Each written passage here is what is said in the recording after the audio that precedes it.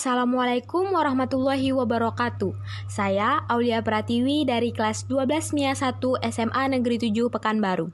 Pada video ini, saya akan menjelaskan bagaimana tahapan pembelahan mitosis dan pembelahan meiosis.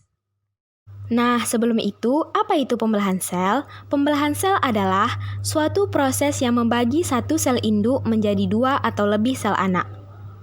Tujuan sel mengalami pembelahan yakni yang pertama untuk pertumbuhan, yang kedua untuk perbaikan, dan yang ketiga untuk reproduksi. Yang pertama yaitu pembelahan mitosis.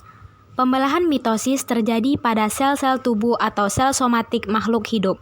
Pada pembelahan ini dihasilkan sel anak yang mempunyai jumlah kromosom sama dengan kromosom sel induk. Pembelahan mitosis adalah tipe pembelahan yang menghasilkan dua sel anakan. Sel anak ini mempunyai karakter identik secara genetik dengan sel induknya. Jumlah kromosom yang dimiliki oleh sel anakan adalah 2N atau disebut dengan diploid. Sel diploid adalah sel-sel yang kromosomnya berpasangan. Pembelahan mitosis ada 4 fase, yakni profase, metafase, anafase, dan telofase. Yang pertama yaitu fase profase.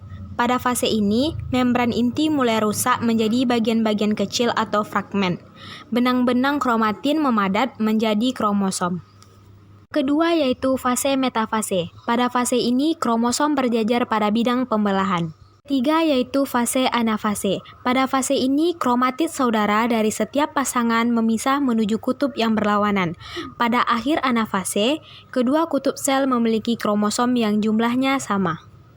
Yang terakhir yaitu fase telofase. Pada fase ini, membran inti mulai kembali bergabung dan kromosom mulai merenggang. Yang kedua, pembelahan meiosis. Pembelahan meiosis adalah pembelahan sel yang menghasilkan 4 sel anakan yang masing-masing sel memiliki separuh dari jumlah kromosom sel induk. Jumlah kromosom yang dimiliki oleh sel anakan adalah N atau disebut haploid. Pembelahan meiosis ini terjadi dengan dua tingkatan, yakni meiosis 1 dan meiosis 2.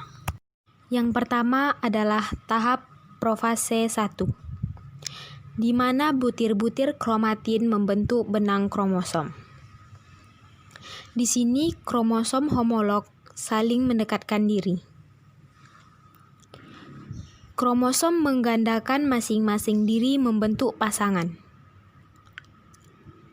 Kromatid yang bersatu di bagian sentromer terbentuk tetrad, yaitu 4 kromatid berada dalam posisi berdampingan. Kromatid yang berdekatan saling melilit. Daerah yang melilit terputus dan terjadilah saling pindah silang. Pasangan kromatid bergerak ke bidang ekuator. Kromosom homolog berpasangan di bidang ekuator. Kemudian, pasangan kromosom homolog akan berpisah ke kutub yang berlawanan. Pada telofase 1, terbentuk 2 buah sel anakan. Pada profase 2, sentromer menggandakan diri terbentuk gelendong pembelahan. Pasangan kromatid bergerak ke bidang ekuator.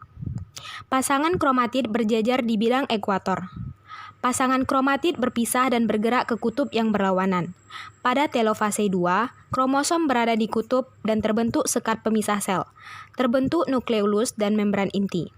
Terbentuklah 4 sel anakan yang memiliki kromosom setengah dari kromosom sel induknya. Sekian dari saya. Assalamualaikum warahmatullahi wabarakatuh.